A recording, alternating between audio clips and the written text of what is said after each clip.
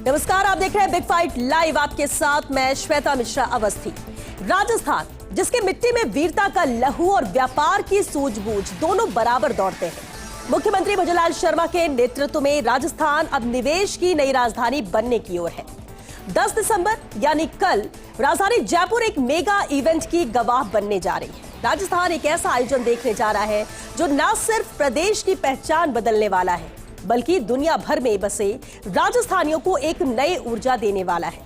Pink city के JECC सभागार में प्रवासी राजधानी दिवस पर भव्य आयोजन होगा, जिसमें देश दुनिया के कोने कोने से प्रवासी राजस्थानी उद्योग जगत की दिग्गज हस्तियां शामिल होंगी।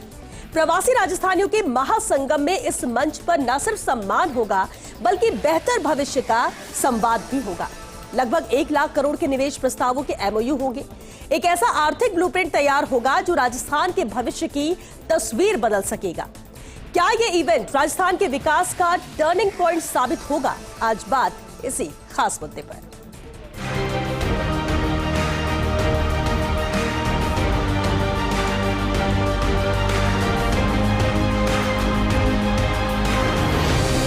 आपकी मेहनत और ईमानदारी ने मारवाड़ी शब्द को एक वैश्विक ब्रांड बना दिया।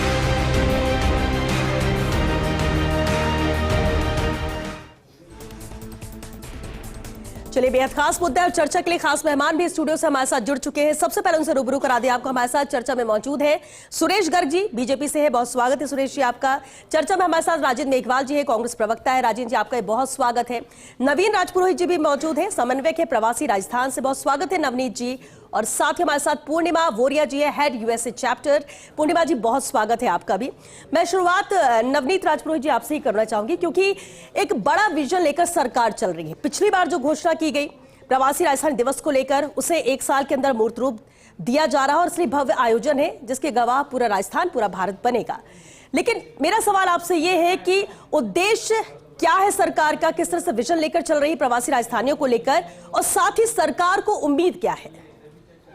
देखिए, एक तो सबसे पहले आपके चैनल का धन्यवाद कि आपके चैनल के माध्यम से आज संपूर्ण राजस्थान ही नहीं, जबकि पूरे देश में यह देखा जाएगा कि किस तरह राजस्थान सरकार की एक अनूठी पहल से राजस्थान केवल ना एक ग्रोथ के पाथ पे चलेगा, जबकि एक समृद्ध राजस्थान हमें देखने को मिलेगा। एक ऐसा राजस्थान जो पिछली कई दशकों से इस राजस्थान की जनता देखने को तत्पर रही है। यह राजस्थान जिसमें संभावनाओं का अपार ढेर है, लेकिन अनफॉर्चुनेटली आज तक ऐसी कोई सरकार या कोई व्यक्ति इसको गंतव्य तक नहीं पहुंचा पाया। वो विजन, वो सारा दृष्टिकोण रखा है राजस्थान सरकार के आदरणीय मुख्यमंत्री श्री भजनलाल शर्मा जी ने। जो कल इवेंट होने वाला है प्रवासी दिवस, पिछले साल राइजिंग राजस्थान समिट के दौरान मुख्यमंत्री श्री भजनलाल शर्मा जी ने यह घोषणा करी थी कि हर वर्ष 10 दिसंबर को राजस्थान प्रवासी दिवस के रूप में मनाया जाएगा। और कल जो 10 दिसंबर है, यह उस राजस्थान प्रवासी दिवस का फर्स्ट एडिशन है। और इस फर्स्ट एडिशन में हमें पूरे विश्व से तकरीबन 9.5 से 10,000 राजस्थानी प्रवासी का रजिस्ट्रेशन एंट्री के माध्यम से प्राप्त हुआ है। और कल हम अपेक्षा रख रहे हैं कि 5 से 6,000 राजस्थानी प्रवासी अपनी वापस जन्मस्थली पर, अपनी वापस पितृक स्थली पर लौटेंगे। और उद्देश्य बड़ा स्पष्ट है।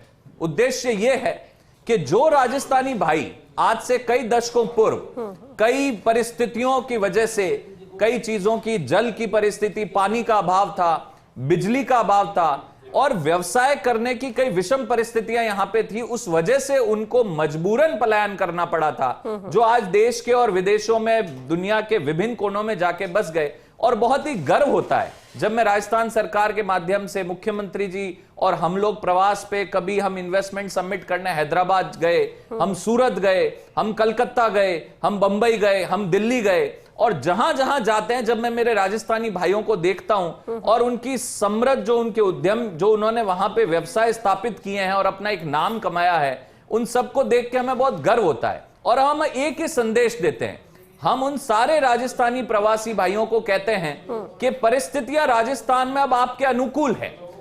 वर्तमान राजस्थान सरकार जो भाजपा सरकार है, वो आपको संपूर्ण जो हम ईज ऑफ डूइंग बिजनेस कहते हैं वो प्रोवाइड करा रही है। हमने वेरियस इंडस्ट्रीज की पॉलिसीज चेंज कर दी है। आप पावर सेक्टर में निवेश करना चाहें, आप हेल्थ सेक्टर में निवेश करना चाहें, आप नेचुरल रिसोर्सेज के सेक्टर में, खदानों में निवेश करना चाहें, you say the sector and we have the provision for you.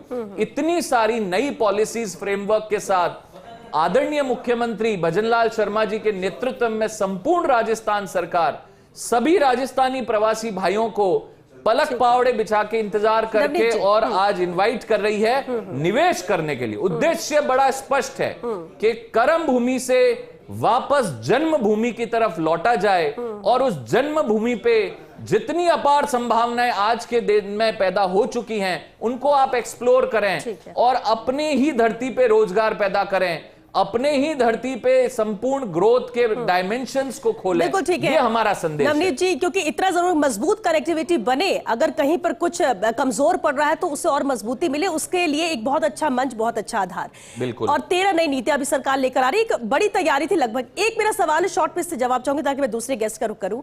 क्या ये वाकई में जो उद्देश्य लेकर चल रहा है उसे धरातल पर लाने के लिए 100% एफर्ट्स लगाए जाएंगे? कहीं ये मेगा इवेंट तक तो सीमित नहीं रह जाएगा? और ये सवाल मेरा इसलिए क्योंकि पहले भी बहुत ऐसे इवेंट्स हुए हैं, लेकिन सिर्फ कार्यक्रम कर लेना, आयोजन कर लेना और उसके बाद उसमें क्या हुआ, फॉलोअप क्या हुआ, जमीन पर क्या हुआ, ये किसी को कुछ पता नहीं होता है। ये आज तक तो नहीं पता होता है, मैं मानता हूं, लेकिन हमारी इस 2 साल की सरकार जो अभी मात्र 2 वर्ष हुए हैं, इस मात्र 2 वर्ष में आपने देखा होगा जो पूर्ववर्ती अशोक गहलोत की सरकार थी, कांग्रेस की सरकार थी, यूजुअली भारत में ये सेटअप है जो विपक्षी पार्टियों ने स्थापित कर रखा है कि जब सरकार को 3 साल हो जाते हैं, अपने चौथे वर्ष में, 5वें वर्ष में वो इस तरह की समिट्स करते हैं, वो इस तरह का माहौल बनाने की कोशिश करते हैं। लेकिन आदरणीय Bhajanlal Sharma ji right from day 1 बिल्कुल स्पष्ट थे अपने विजन में, अपने चार्ट में, कि उन्होंने फर्स्ट ईयर इटसेल्फ में जब पहला हमने, क्योंकि कोइंसिडेंस की बात है कि जब सरकार का 1 वर्ष पूरा होता है जो कि दिसंबर में ही पूरा होता है, उसी समय ही हम ये राइजिंग राजस्थान समिट हमने लास्ट ईयर करी थी, तो पहले ही वर्ष में हमने उस समिट का आगमन कर दिया जिसमें 35 लाख करोड़ के एमओयू साइन हुए और आज 2 वर्ष पूर्ण होने को आए हैं। 1 वर्ष उस समिट को हुआ है, सरकार के 2 वर्ष पूर्ण होने को आए हैं और 7 लाख से 8 लाख करोड़ के एमओयूज धरातल पे उतरने की कगार पे आ गए हैं। ठीक है, लैंड आइडेंटिफिकेशंस हो गए हैं, लैंड अलॉटमेंट्स हो गई है, डीपीआर सरकार के पास आ गई है और सारे के सारे एमओयूज धरातल पे उतर रहे हैं। तो we are very much serious about it. जो हम कहते हैं वो हम करते हैं। अब कथनी और करनी में और राजस्थान जनता फर्क नहीं देखेगी। चलिए, मेरा सवाल पूर्णिमा वोरिया जी आपसे है। स्वागत है आपका राजस्थान में। और मैम, सवाल ये कि देखिए, हम आमंत्रित तो करते हैं कि हमारे अपने लोग राजस्थान से जुड़े पूरे दुनिया में आप आइए, निवेश करिए, लेकिन ज्यादातर जो प्रवासी राजस्थानी है या जो निवेशक, उनको लगता है हम आना तो चाहते हैं, निवेश तो करना चाहते हैं, जुड़ना चाहते हैं, लेकिन एक तो हमें उतनी वैल्यू नहीं मिलती, दूसरी बहुत सारी दिक्कतें होती हैं जिसके समाधान के लिए भी हमें कुछ ना कुछ हेल्प सरकार से चाहिए। अब जबकि बड़ा आयोजन कल होने जा रहा है, एक सम्मान भी है प्रवासी राजस्थानियों के लिए, वो मंच भी मिलेगा। पूर्णिमा जी, आप उम्मीद क्या करती हैं इस आयोजन से, राजस्थान सरकार से? मैं एक्चुअली राजस्थान सरकार से उम्मीद करने नहीं आई हूँ जी। मैं अपनी मातृभूमि को कुछ देने आई हूँ जी। और जो उन्होंने एक प्लेटफॉर्म बनाया है और जो उन्होंने एक क्लाइमेट बनाई है जिससे कि हम लोग अट्रैक्ट हों, वापस राजस्थान में आके निवेश करें और बड़ी बड़ी इंडस्ट्रीज को लेके आए, या जिस ग्लोबल कैपेसिटी सेंटर वो चाहते हैं कि यहाँ आए। मेरे मुख्यमंत्री जी को एक ही सुझाव है कि हमने पॉलिसीज तो बना दी, लेकिन अब हमें उसके लिए एक इंफ्रास्ट्रक्चर बनाना चाहिए। जैसे आप बेंगलोर में देखिए तो इंटेल है, माइक्रोसॉफ्ट है, सब एक दूसरे के पास है, मेन रोड पे बड़ी बड़ी बिल्डिंग्स हैं। वैसी बिल्डिंग मैंने यहाँ नहीं देखी है। मेरा सपना ये है कि मुख्यमंत्री जी अगर थोड़ा सा इंफ्रास्ट्रक्चर पे भी ध्यान दें तो हम लोग बहुत आगे जा सकते हैं। राजस्थान के पास इतना पोटेंशियल है कि it is limitless, sky is the limit for us. और हम लोग सब तत्पर हो गए हैं, सब सिपाही बन गए हैं मुख्यमंत्री जी के साथ। और उन्होंने हमें मनोनीत इसीलिए किया है कि हम उनको सुझाव दें, अच्छे निवेश लाएं और FDI लेके आएं। और मेरा पूरी कोशिश यही रहेगी कि मैं कम से कम 1 लाख जॉब्स क्रिएट करूं इन निवेशकों के थ्रू, इन कंपनियों को लाने के थ्रू, और ग्लोबल कॉन्फ्रेंसेस में लाना चाहूँगी इस प्रदेश में, जयपुर में या जोधपुर में, जहाँ पे भी। लेकिन मैं चाहूँगी कि कम से कम मैं 2026 में ऐसी कॉन्फ्रेंसेस लाऊं, एक तो विमेन से रिलेटेड हो, जैसे ग्रेस हॉपर है। अभी मैं बेंगलोर में थी एक वक्ता के रूप में कॉन्फ्रेंस में, और वहाँ पे 8000 विमेन थी टेक से related. iCloud and all the AI and so forth। और वहाँ पे मैंने ये देखा कि लोगों को बहुत ज़रूरत है कि उनको कोई एग्जीक्यूटिव कोच टाइप का इंसान, जो मैंने वहाँ किया, मैंने टेक्नोलॉजी पे बात नहीं करी।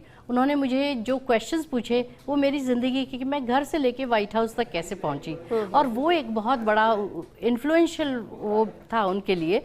वो बड़े इंस्पायर हुए और वो चाहते हैं सब कुछ करना। ग्रेस हॉपर कॉन्फ्रेंस को, जो ग्लोबल कॉन्फ्रेंस है जिसमें 8000 वीमेन थी, I would like to bring that to Rajasthan. The reason is कि हम राजस्थान में विमेन को इतनी अपॉर्चुनिटी अभी तक नहीं दे पाए। मैं थैंक्स कहना चाहूँगी मनीषा जी को, क्योंकि उन्होंने बहुत मेहनत की है इस कॉन्फ्रेंस के लिए, और उनकी वजह से आई थिंक विमेन का बहुत ज़्यादा उद्धार होगा। तो एक तो वो कॉन्फ्रेंस है, दूसरी रिन्यूएबल एनर्जी और डेटा स्टोरेज की कॉन्फ्रेंस में लाऊंगी, वो भी ग्लोबल कॉन्फ्रेंस है, वर्ल्ड वाइड लोग आएंगे। अभी हमने नोएडा में की थी वो कॉन्फ्रेंस, और उसमें मैंने हमारे जो प्रिंसिपल सेक्रेटरी हैं अजिताभ शर्मा जी, उनको मैंने इनवाइट किया, इसलिए क्योंकि वहाँ पे मध्य प्रदेश की प्रेजेंस थी। तो जैसे मैंने ये दायित्व लिया है, तो मैं राजस्थान को हर जगह हर कॉन्फ्रेंस में आगे करना चाहती हूँ। तो वो एक दूसरी वो कॉन्फ्रेंस है। डिफेंस एंड एरोस्पेस के सेंटर ऑफ एक्सीलेंस हम यहाँ बनाना चाहेंगे। स्किल डेवलपमेंट होना चाहिए यहाँ, हमारे लोगों की स्किल्स बढ़नी चाहिए। और एक ऐसा प्रोग्राम है जो कि लॉकहीड मार्टिन ने और कुछ और कंपनियों ने मिलकर किया, जिसमें मिलियंस ऑफ डॉलर्स वो दे रहे हैं। उसमें यूनिवर्सिटी अपना एक सेपरेट विंग बनाए, इंजीनियर्स बनाए जो कि डिफेंस एंड एरोस्पेस की इक्विपमेंट को वो लोग डिज़ाइन कर सकें, और ये ट्रेनिंग सारी लॉकहीड मार्टिन यहाँ आके देगा। और नॉट ओनली दैट, वो उनको प्लेसमेंट भी करेगा, 100% प्लेसमेंट। तो ऐसी ग्लोबल अपॉर्चुनिटीज़ मैं चाहूँगी कि राजस्थान में आए। और ग्रीन हाइड्रोजन एक और कॉन्फ्रेंस है जो आनी चाहिए। Quantum and photonics is another influential conference as well as robotic competitions। मैं यहाँ विराम दूंगी अपनी वाणी को। नहीं, लेकिन ये इतना जरूर है कि आपने जो एक बात कही वो बहुत अच्छी लगी, कि आप कुछ लेने नहीं बल्कि राजस्थान को देने आई हैं। और उम्मीद यही करते हैं कि जो प्रवासी राजस्थानी अपने विकास के लिए या किसी मजबूरी से राजस्थान से बाहर निकल कर गए, लेकिन अब वो वक्त आ गया जब वापस राजस्थान से जुड़कर राजस्थान के लिए कुछ किया जाए, इस प्रदेश को आगे ले जाया जाए। कम से कम प्लानिंग तो आपने भी बताया कि कितना उद्देश्य और एक बड़ा विजन लेकर आप लोग भी चल रहे हैं। बहरहाल मैं सुरेश गर्ग जी आपका रुख करना चाहूंगी, राजेंद्र मेघवाल जी भी हमारे साथ हैं, उनसे भी इस पर व्यू लूंगी। सुरेश जी, अब सवाल ये उठता है कि देखिए, प्रवासी राजस्थानी सम्मेलन है, कल उनका सम्मान भी होगा। क्या प्रवासी राजस्थानी सिर्फ सम्मान तक ही सीमित रह जाएंगे, या नीति निर्माण की हम जब बात करते हैं या निवेश के मद्देनजर निर्णय की बात करते हैं, तो उसमें भी उनकी सहभागिता बराबर की होगी, उतनी वैल्यू होगी? देखिए श्वेता जी, निश्चित रूप से सहभागिता होगी। जिस तरीके से यशस्वी मुख्यमंत्री भजन लाल जी ने दिसंबर 2024 के अंदर राइजिंग राजस्थान, प्रथम वर्ष के अंदर राइजिंग राजस्थान लाना और 35 लाख करोड़ रुपए के एमओयू साइन करना, और फिर उसको प्रति माह उसकी मॉनिटरिंग करना, और फिर उसमें से प्रथम वर्ष के अंदर ही अगर 7 लाख एमओयू धरातल पे आ जाते हैं, तो मैं समझता हूं कि ये बहुत बड़ी उपलब्धि है। क्योंकि आपने देखा होगा इससे पहले भी एक सरकार थी जिन्होंने जाते हुए एमओयू साइन किए थे, करीबन 12 लाख करोड़ रुपए के एमओयू साइन किए थे, लेकिन वो धरातल पर नहीं आए। तो प्रश्न ये है कि हम प्रथम वर्ष में लाना, हमारा मकसद सिर्फ ये है कि प्रथम वर्ष में लाके इन 5 साल के अंदर उनको धरातल पे लाना। जो आज 18 लाख करोड़ रुपए की अर्थव्यवस्था जो राजस्थान की है, उसको 36 लाख करोड़ रुपए की अर्थव्यवस्था बनाना, विकसित राजस्थान बनाना, वो एक मुख्यमंत्री जी का विजन है, और उस विजन पे वो कंटिन्यू चल रहे हैं। अब कल जो आयोजन हो रहा है उसके अंदर 13 नीतियों का वहां पे प्रस्तावित है, अलग अलग सेक्टर के लिए अलग अलग नीतियां, पर्यटन सेक्टर से, एग्रीकल्चर सेक्टर से, खान से, अलग अलग सेक्टर से लगभग 13 नीतियां हैं वो प्रस्तावित है कि कल किस तरीके से कैसे इन्वेस्टमेंट किया जाएगा, लैंड अलॉटमेंट करना। फिर आप देखिए 32 नए इंडस्ट्रियल एरिया डेवलप करने के लिए 2861 करोड़ रुपए राज्य सरकार ने जारी कर दिए हैं। पुराने जो इंडस्ट्रियल एरिया हैं उनके लिए लगभग 1900 करोड़ रुपए राज्य सरकार ने जारी किए हैं। तो ये सब चीजें दिखाता है, उनका विजन दिखाता है मुख्यमंत्री जी का कि वो किस तरह से राजस्थान में काम कर रहे हैं। एक किसान का बेटा किस तरह से काम कर रहा है, वो यह चाहते हैं कि राजस्थान का व्यक्ति जो विश्व के अंदर जहां भी वेला है वो आए, अपनी मातृभूमि के अंदर इन्वेस्टमेंट करे। क्योंकि जो भी अगर यहाँ का जो प्रवासी है पहले धर्मशाला बनाता था या विद्यालय बनाता था, लेकिन अब उनकी ये इच्छा है कि मैं राजस्थान राजस्थान के अंदर इन्वेस्टमेंट करूं, यहां पे रोजगार के अवसर पैदा करूं, और उसके लिए जो इंफ्रास्ट्रक्चर चाहिए उसके लिए मुख्यमंत्री भजन लाल जी निरंतर प्रयास रहते हैं। हमारी सरकार और हमारे जो विभाग के जो अधिकारी है वो सब निरंतर उस पर काम कर रहे हैं। बिल्कुल, और वो मेहनत ही है जो सबको उम्मीद भी है कि कल का ये आयोजन बेहद सफल रहे। राजीव मेघवाल जी, अब ये भी कहा जा रहा है कि देखिए नीतियां लेकर आएंगे, प्लानिंग भी है, विजन भी सरकार का है, सब तमाम बातें आ रही है, और 1 लाख करोड़ के MOU भी होने की बात कही जा रही है। कितना उम्मीद विपक्ष इससे कर रहा है कि ये धरातल पर आएंगे या फाइलों तक ही सीमित ना हो जाए? क्योंकि जब पिछले साल भी हुआ था समिट, तो उस वक्त भी बहुत सवाल आप लोगों ने उठाए थे। उम्मीद आपकी क्या है, क्योंकि अहम भूमिका विपक्ष की भी रहती है प्रदेश में? देखिए, जहाँ तक इस सरकार को बने हुए 2 साल हो चुके हैं, तो अभी तक इस सरकार का धरातल पर कुछ भी काम दिखाई नहीं दे रहा, क्योंकि जिस तरीके से हमने देखा कि अब इनके मंत्रियों की परफॉर्मेंस पे भी सवालिया निशान लग रहे हैं, और अभी अपने ब्यूरोक्रेसी में भी हमने बड़ा चेंज देखा, और लगातार मुख्यमंत्री जैसे राजस्थान और दिल्ली के बीच में चार्टर में अप एंड डाउन कर रहे हैं, ये एक अलग बात है। लेकिन देखिए, राजस्थान के जो मारवाड़ी कारोबारी हैं, उनके बिजनेस स्किल पर भारत क्या दुनिया को किसी को संदेह नहीं है, वो अपनी बिजनेस स्किल के लिए जाने जाते हैं। और सबसे बड़ी बात क्या है यहाँ पर कि राजस्थान में ऑलरेडी जिस तरीके से करीबन 30 लाख के आसपास MSME है, तो MSME राजस्थान का अभी बहुत बुरे दौर में है। तो हम तो यही मुख्यमंत्री जी से गुजारिश करते हैं कि भाई आप हमारे जो MSME हैं, जो छोटे कारोबारी हैं, जो छोटा कारोबार करते हैं, जो सबसे ज़्यादा रोजगार सृजित करते हैं, करीबन 92 लाख लोगों को वो रोजगार देते हैं। दूसरा जो सबसे बड़ा आपने देखा होगा कि अमेरिका के जो ट्रंप का ट्रेड पे जो टैरिफ लगा, उस टैरिफ के लगने की वजह से राजस्थान से इटसेल्फ 18,000 करोड़ से अधिक का कारोबार है, और खासकर आप 60 to 70% जो कारोबार अगस्त से दिसंबर के महीने में होता है, तो वो कारोबार पूरी तरीके से ठप है। ये एक डिप्लोमेटिक और मैं कहता हूं कि विदेश नीति का बड़ा फेलियर है, अपने मित्र के साथ में उनके जिस तरीके से रिश्ते रहे। और दूसरा सबसे महत्वपूर्ण क्या हुआ कि पिछली सरकार ने जिस तरीके से करीबन 17 नए जिले बनाए थे, उसके बाद में इन्होंने 9 जिले रद्द कर दिए।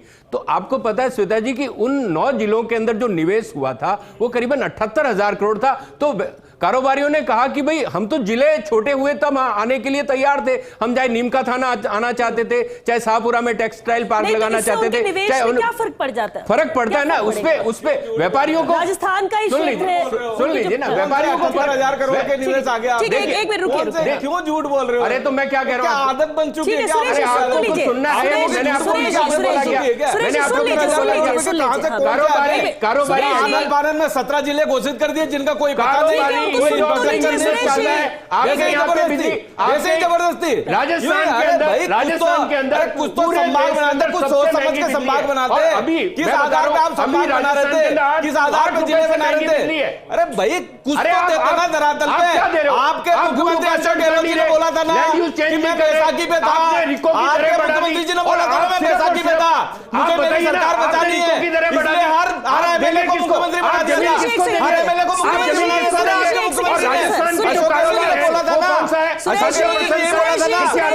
इंफ्रास्ट्रक्चर होगा भाई, 78,000 करोड़ झूठ बोलते हो, निवेश करवा रहे हो, झूठ बोलते हो, जमीनों की बंदरबांट करना चाहते हो, जबकि राजस्थान कैसे पूरी तरीके से 1 रुपए का इन्वेस्टमेंट किया है आपने। चर्चा नहीं करेंगे सर, इस तरह से तो बात नहीं हो पाएगी। आपको भी सुना ना, अगर आप इनसे सहमत नहीं है आप जवाब दीजिए। बताइए कि 17 जिले बनाने से कौन सा इंफ्रास्ट्रक्चर में रुक जाएगा, कौन सा काम रुक जाएगा? ये आप वहाँ के उन कारोबारियों से पूछो जो उन 9 जिलों से बिलोंग करते हैं, उन्होंने कहा कि अगर हमने जिले रद्द चाहिए तो हम फैलाया जाता है, आप लोग केवल भ्रम फैलाते हो। आपने बहुत सारे कुछ कहना चाहते हैं, मेरी बात पूरी नहीं हुई, मेरी बात पूरी नहीं हुई, मैं आपको क्या कह रहा हूँ, बात पे जवाब भी तो ले लूं मैं, आप उस पर बताइए। पिताजी मुझे लगता है कि कांग्रेस की समस्या ये है कि you send them to London, की समस्या की you send them to London, they'll still go to Singapore. You send them to New York. मैं राजस्थान सरकार की तरफ से हूँ और राजस्थान सरकार के विषय पे आपने एक सेकंड, इन्होंने एक बड़ा अब आपने इनसे सवाल पूछा कि जो प्रवासी मीट हो रही है, ये राइजिंग राजस्थान समिट हो रही है, इसको ये किस तरीके से देखते हैं, कितना ये सार्थक होगा, और ये ले दे के जा रहे हैं ट्रम्प के टैरिफ के ऊपर, भारत की विदेश नीति होती है। अरे आप राजस्थान को भाई, आप राजस्थान को जाने के बावजूद भी हिंदुस्तानी ग्रोथ देखिए आपने 8.2%, 8.2%, अरे 8.2% समझ में नहीं आती। राहुल गांधी को दिल्ली में समझ में नहीं आती, आप लोगों को समझ में नहीं आती। राहुल गांधी समझ में नहीं आते ना वहां पे, आप इस पर बात नहीं करना चाहते, आप एक कार्यक्रम सरकार के तहत राहुल गांधी को समझ में नहीं आती ना वैसे। उस क्राइसिस में क्या हुआ? 64% पनिशमेंट दिया गया, पनिशमेंट दिया जाना, पनिशमेंट दिया जाना। आप होते तो वहाँ पैसे खा जाते आप लोग, आप होते तो पैसे खा जाते वहाँ पे। समस्या है इस देश के अंदर, मोनोपोली की समस्या है और हमने एविएशन इंडस्ट्री में देखा, हम सीमेंट इंडस्ट्री में देख रहे हैं। अब दूसरों को सुनेंगे आप sir. Environment policy GDP growth है 8.2%, महंगाई दर 0.25%। आज दिल्ली सपने में नहीं सोची होगी कांग्रेस ने, सपने में नहीं सोची होगी कांग्रेस ने कि महंगाई दर 0.25% आ सकती है क्या? सपने में नहीं सोची होगी कांग्रेस ने। अरावली की पहाड़ियां रोकती है। चलिए एक जवाब लेने दीजिए मुझे, पूर्णिमा जी। प्रदूषण रोकती है। पूर्णिमा जी, मैं आ गई हूँ ना अब, तो आप जो ट्रंप का इश्यू ला रहे हैं ना, उसका जवाब मैं हूँ जी। और मैं एक ऐसा ऐप लेके आऊँगी जिससे कि एक्सपोर्ट इंपोर्टर्स का, जिसका आप मुद्दा उठा रहे हैं, जिनका बहुत नुकसान हो रहा है, मैं मानती हूँ उस बात को, उसके लिए एक प्लेटफॉर्म हम ऐसा क्रिएट कर रहे हैं। और उसकी बात मैंने अभी बेंगलोर में की थी और उससे निवेश बढ़ेगा और एक्सपोर्ट इंपोर्ट के जो आप लॉसेस हम देख रहे हैं, अब देखिए ट्रंप जो कर रहे हैं वो टैरिफ से रिलेटेड है, मानती हूँ मैं, टेम्प्ररी है, क्योंकि ट्रंप अभी आएंगे 26 जनवरी को, मोदी जी बुलाएंगे उनको बाइज्जत, और उस समय फिर ये फिर से वार्ता होगी और फिर ट्रंप अपना उसको कम कर देंगे टैरिफ को। ये मेरी उम्मीद है, क्योंकि मैं हमेशा एक ऑप्टिमिस्ट हूँ बचपन से। Optimism is a faith that leads to achievement, nothing can be done without hope and confidence. This kind of communication से हम लोग को कोई फायदा नहीं होगा। हम चिल्ला सकते हैं एक दूसरे पे, लेकिन हम मुद्दे पे बात करें ना, क्यों ना हम सोल्यूशन लाएं। तो मैं वो सोल्यूशन हूँ जो मैं एक्सपोर्टर्स और इम्पोर्टर्स की इस नीड को पूरा करूँगी और उससे आगे बढ़ेंगे हम। टैरिफ्स जो इशू है वो देखिए हर कंट्री वो करता है जिसमें उनको फ़ायदा है। हमारे भी बहुत अच्छे अच्छे पोर्ट्स बने हैं और पोर्ट सियाटल में जो है उसका बिजनेस है अबाउट 100 बिलियन। इंडिया से अगर वो बिजनेस करे तो मैं उसको 500 बिलियन कर सकती हूँ। मोनोपोली से कैसे डील करेंगे? हाँ जी? हिंदुस्तान में मोनोपोली सेक्टर जिस तेजी से बढ़ रहा है उसका असर राजस्थान में भी पड़ने वाला। आप मोनोपोली को कैसे, राजस्थान का छोटा कारोबारी कैसे सर्वाइव करेगा? देखिए जब आप बताइए, आज एमएसएमई के व्यक्ति को रिको से जमीन लेने के लिए जोर लगाना पड़ता है, लेकिन जैसे ही वो बिजनेस समिट में आएगा आप उसको सस्ती जमीन दे दोगे और वो कारोबार भी नहीं लगाएगा और बाद में जमीन को बेच देगा। एक सेकंड रुकिए सर, मैं आपको बता जमीनों की जवाब देने दीजिए। काम किया था जमीनों को रोटेशन में चलिए एक बात आप बोल रहा है जिसकी पार्टी के नेता ने पूरी के पूरे किलोमीटर रहने दो। क्या ये कौन सा तरीका है? ये कौन सा तरीका है? ये बीजेपी प्रवक्ता भी कांग्रेस के खिलाफ बोलेगा और ये आप मेरी सरकार के ऊपर आपकी सरकार को सबसे फेल है। आपकी सरकार सबसे फेल है। 2 साल से सरकार के ऊपर प्रश्नवाचक चिन्ह उठाएंगे, आपको उठानी पड़ेगी, आपको सच का सामना करना पड़ेगा। रुकिए आपको सच का सामना करना पड़ेगा, पढ़ना पड़ेगा। आपके मंत्री फेल है। एक मिनट रुकिए राजेंद्र जी, मैं आपसे ऑब्जेक्ट करना पड़ेगा। 7 करोड़ की अवैध बजरी का खनन रोजाना हो रहा है। इसका सर्टिफिकेट भैया उनका अंकुश लग गया। अरे ड्राइवर को भ्रष्टाचारियों को जेल में डाल दिया, भ्रष्टाचारियों को जेल में डाल दिया भाई, उन भ्रष्टाचारियों को जेल में डाल दिया। राजेंद्र जी सबको भ्रष्टाचारियों को जेल में डाल दिया। दिखावे का निवेश है, कामचोर का निवेश है, धरातल पे नहीं उतरेगा। आप तो डरा रहे कि कोई आई ही नहीं यहाँ पर, आप इतनी नेगेटिव चीजें। अरे तो आप देख लीजिए, कारोबारियों को गोली मार रहे खुलेआम। लॉ एंड ऑर्डर की सिचुएशन नहीं पहुंचने वाले वो नहीं, आप इस तरह की बातें। 20% क्राइम कम हुआ। अच्छा कम हुआ। आज ही मारिए गोली।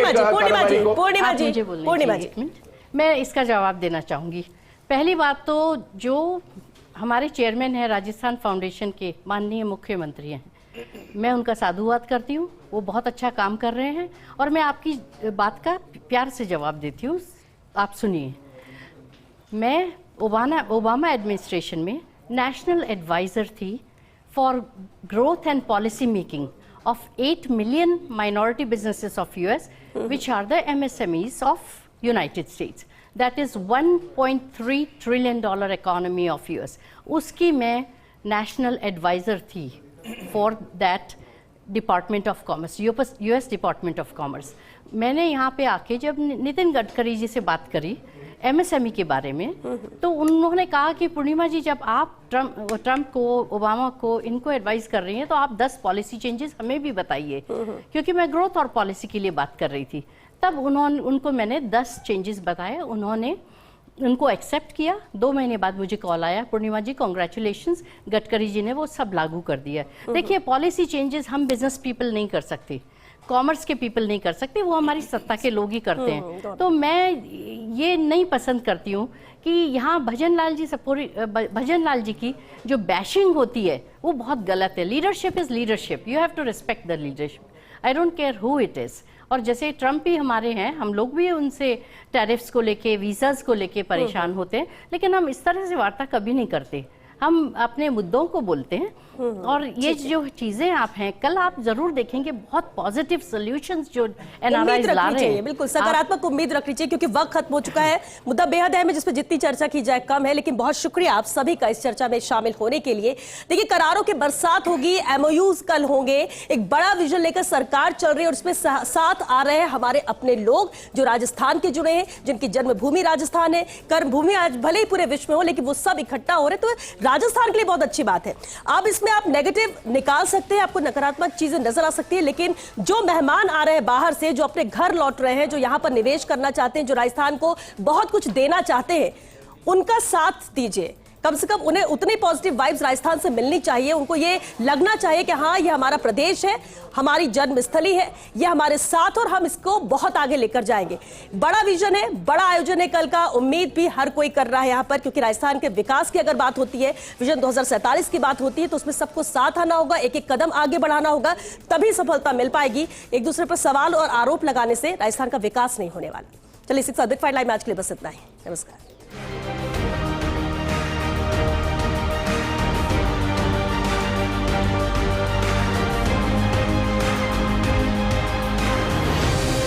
आपकी मेहनत और ईमानदारी ने मारवाड़ी शब्द को एक वैश्विक ब्रांड बना दी।